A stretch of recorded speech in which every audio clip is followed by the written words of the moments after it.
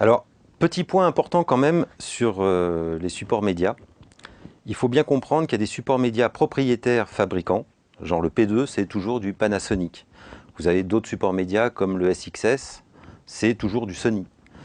Et surtout, un support média va dans un type d'équipement. Vous ne pourrez jamais mettre par exemple une P2, carte P2 dans un DSLR, ni à l'inverse mettre une compact flash dans une caméra P2. Ça, c'est impossible.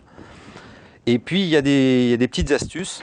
Alors, il y a par exemple sur les cartes SXS, qui coûtent quand même une fortune, il y a des adaptateurs qui existent, qui permettent de mettre des cartes SD, qu'on trouve classiquement dans le commerce et qui ne coûtent pas très cher, dans un adaptateur qui, lui, va rentrer dans le slot de la caméra Sony qui reçoit le SXS.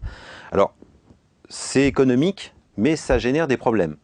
C'est-à-dire sur certains types d'acquisition d'images, comme par exemple du time-lapse avec des images séquencées, ou alors pour faire des ralentis, on s'aperçoit que ça ne marche pas.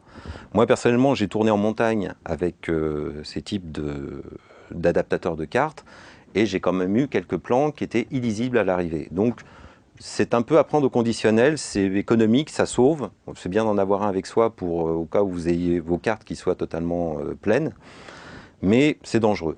Par contre, dernier point important sur les supports cartes média, c'est le problème de la capacité de la carte. Alors, je vous ai dit tout à l'heure, elle est exprimée en gigas. Le gros problème par rapport aux bandes, c'est que quand la carte est pleine, la carte est pleine. Avant, sur les bandes, on enlevait la cassette, on en mettait une neuve. Là, aujourd'hui, il faut bien estimer dans votre durée, votre estimation de plan de travail, le nombre de gigas qu'il va falloir emmener pour être autonome. Deuxième solution, c'est ce qu'on fait aujourd'hui tous, on a des ordinateurs portables qui permettent de recevoir avec des slots adaptés, de recevoir les cartes médias et de vider les cartes dans des disques durs pour repartir avec des cartes vierges.